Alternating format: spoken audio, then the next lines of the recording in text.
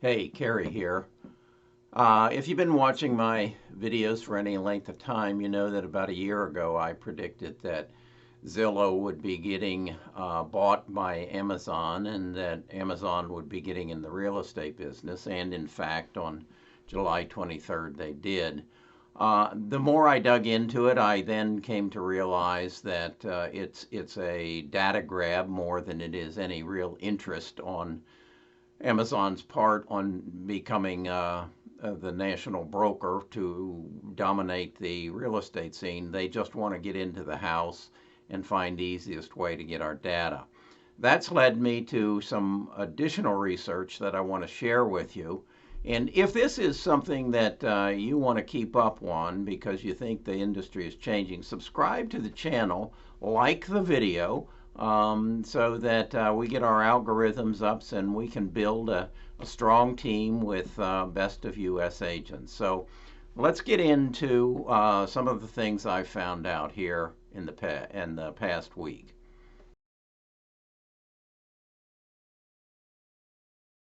In the past week, in my searches, I've come across the name of Amy Webb. Amy Webb is a futurist, meaning that she runs an institute, a business that basically studies what's going to happen in the future. And her latest book just came out this month, The Big Nine. She talks about what's going to happen in the future, and it's basically it says how the tech titans and their thinking machines could warp humanity. She approaches it in, I think, a pretty fair way. She says there's 9 companies, and that's why she calls it the Big Nine, that are going to dominate the future of our civilization with the use of artificial intelligence. Those 9 companies are made up of 3 in China. Alibaba, which I'm quite familiar with, and Tencent and Adobe, which I don't know a whole lot about.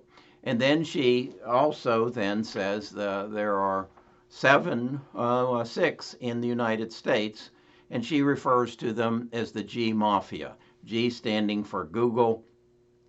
Then the others are Microsoft, Facebook, Apple, and Amazon. Her point is, and I think it's well taken, that the government, our U.S. government, has pretty much left the development of technology and our future in the world of technology, as far as that goes in the world, to private industry. They don't spend the money like they used to on development of technology. So it's been left to the G Mafia, as she refers to them, to kind of create their own camps in the field. Of course, we know that Facebook's is social media. We know that Amazon's is, for the most part, retail commerce or internet commerce.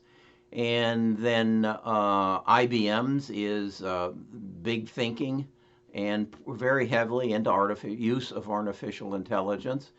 And then who have I left out? Apple, basically creating their own platform. And all of these companies are doing this with the motive of grabbing data and creating a database, if you will, on each and every one of us. They call it a personal data resource, a PDR. And what she's suggesting is the 6 companies in the United States will come together and basically control their camp, but share their data. It will be such that it will emulate, at some regards, what they're doing in China. China is already creating a PDR on every citizen in China, and their basic goal is to control their population, and that is to say, if you don't have a high score on your PDR, you've misbehaved, And one of the three companies over there has kind of found that you don't get to travel around the country. Now, that will also, on a positive side, probably not ever have China get to the situation we are, where we have a lot of gun violence, where we have a lot of drug problems, because China will identify those people through the data and through their PDR and basically shut them down. That's the positive side of it. There are some privacy issues there, and that's going to have to be worked out. And she provides three scenarios: one good, one and then one something of a chaotic situation or crisis situation. But what I'm halfway through the book, and the thing that I wanted to share with you today is how it relates to what I'm interested in, and that is real estate, and what a house will look like when it becomes a smart home. It takes it far beyond just turning lights on and having the ability to see through your doorbell and your security cameras. It takes it to a whole different stratosphere, and it really kind of strengthens the idea that it will better our life. So let me go through some of the things that that Amy is saying is going to be in our houses, and she uses the starting year of 2023. So let's start in the laundry. She says that in essence, your laundry will be synced with the city data, so that your laundry will know the times when the city has a shortage or a hard drain on its electricity and the water, and so your laundry won't really operate at those peak times. So how does that work? Well, she also then goes in and says that your washer and dryer will be one machine, and you will, in essence, as I interpret it, set your dark clothes, your whites, your towels in different bins and go to bed. And then at 3 o'clock in the morning, when the city says this is the time we'd prefer you to do your laundry, the machine will take over and move your different batches of clothes through the washing machine, out of the washing machine into the dryer, and then onto a folding table. And then she refers to it as a drone. A small drone will take those clothes and sort them and fold them and stack them. So when you get up in the morning, your laundry is done, but you've been a good citizen as far as the city is concerned. That sounds like a pretty good deal to me. Along the same lines, if you have a sprinkler system, an irrigation system for your yard, you'll have sensors in the yard, and the sensors will sense when your yard needs water or your plants, and thus you won't be wasting water irrigating your yard in a thunderstorm. And it will also sync with the city so that when we are in a water disaster, a drought, you aren't using water that needs to be used for drinking water, and therefore, again, makes for a very good part of life. She then takes us into the kitchen. She calls it a spectrometer. Will be on something like a wand, and you will put it over an avocado, and the spectrometer will tell you if that avocado is ripe yet, or if you should leave it until the weekend for use. Sounds like a pretty strong tool. It will also then read the label or the makeup of your inexpensive olive oil and tell you if it's actually pure olive oil or if it's a makeup of three inferior oils. Sounds like a good deal there. An oven sensor.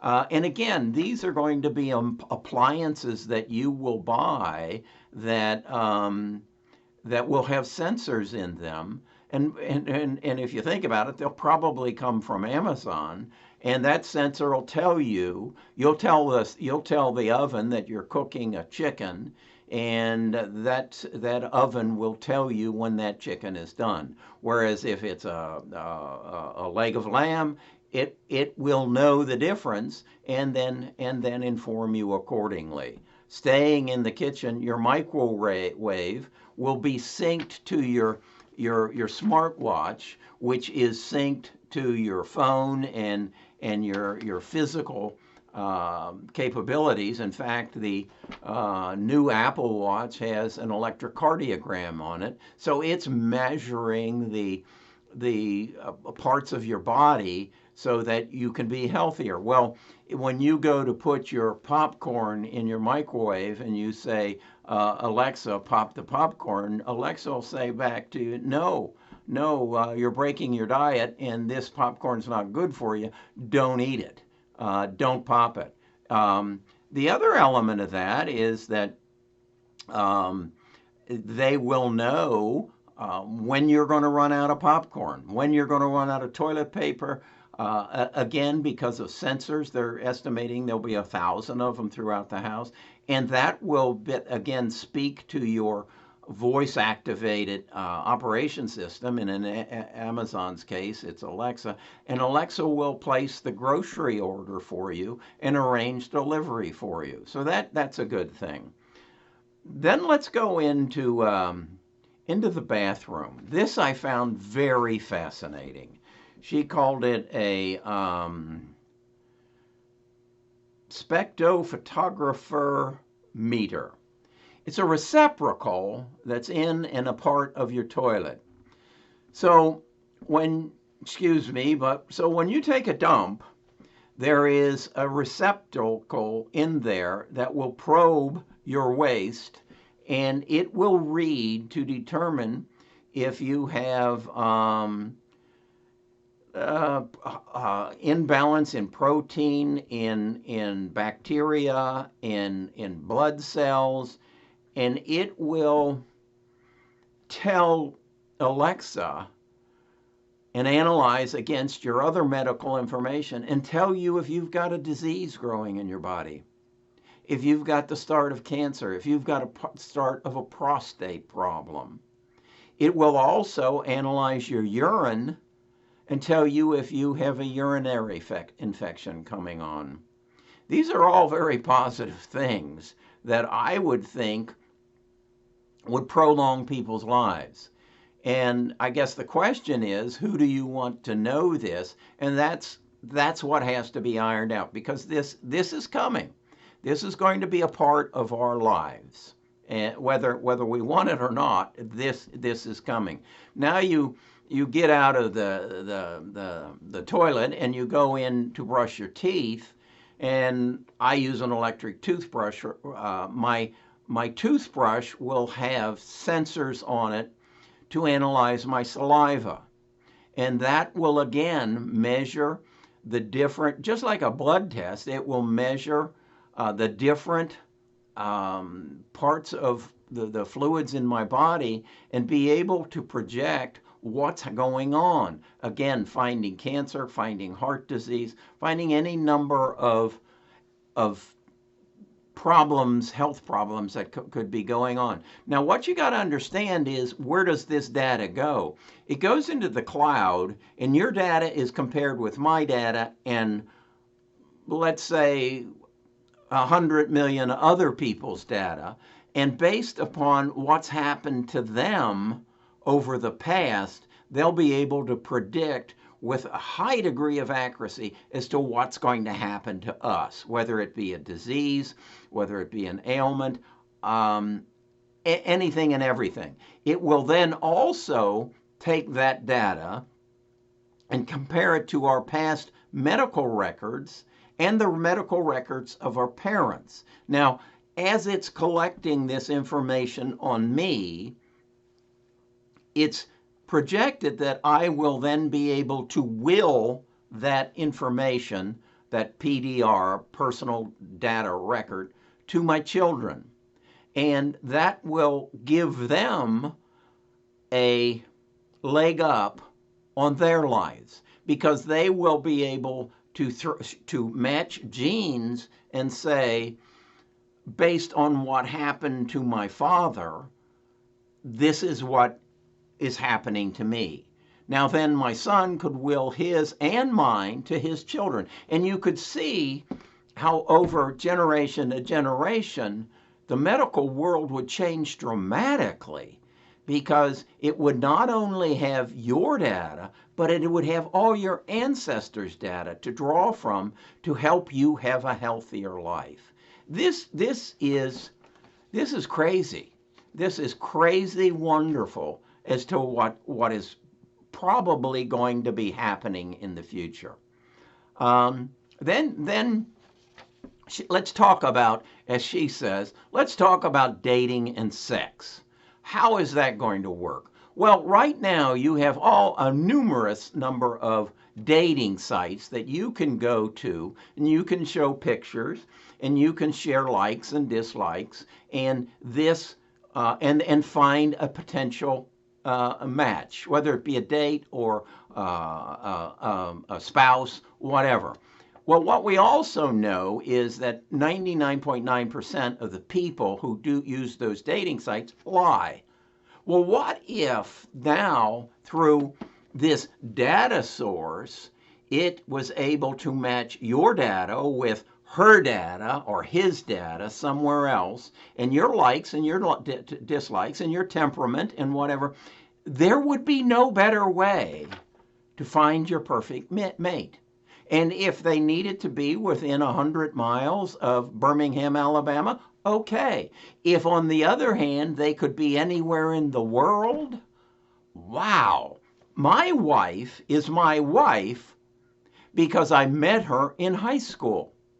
What if there was artificial intelligence that was able to say, Kerry, your best lives somewhere in the Ukraine, and she speaks English, and she would be perfect for you? Holy crap. That's where we're going. That's what's going to happen.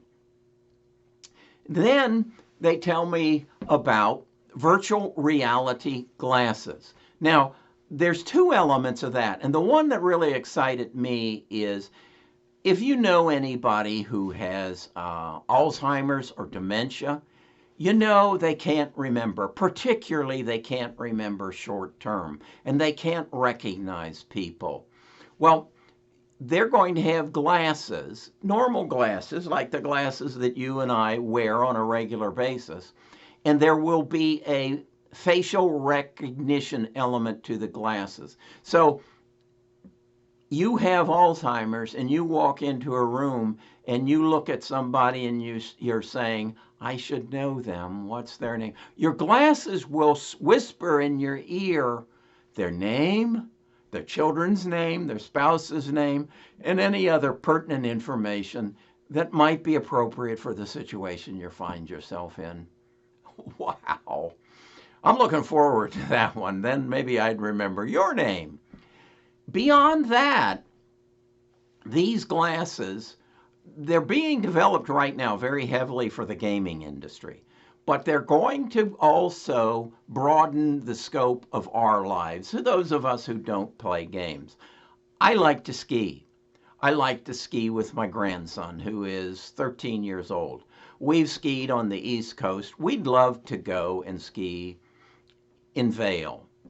In the future, if I live long enough, he can be in Atlanta where he lives, and I can be in Birmingham where I live, and we put on virtual reality, augmented reality glasses, and we can climb on a chairlift together, turn and look and talk to each other, go up to the top and ski down the hill together, and have the body awareness the same as if you were actually skiing. Think about what that will do in the travel industry. I don't know how many people actually that want to go to Rome get to go to Rome because of the cost. What if you had virtual reality glasses and you could pay some sort of fee and you could walk the streets of Rome? You could go to the fountain, you could go to You could go to every event. You could go to Florence and see the statue of David and experience it from your front room. Not like a TV. I mean, truly experience it. That's what's coming.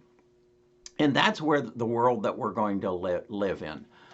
I don't know about you, but it excites me.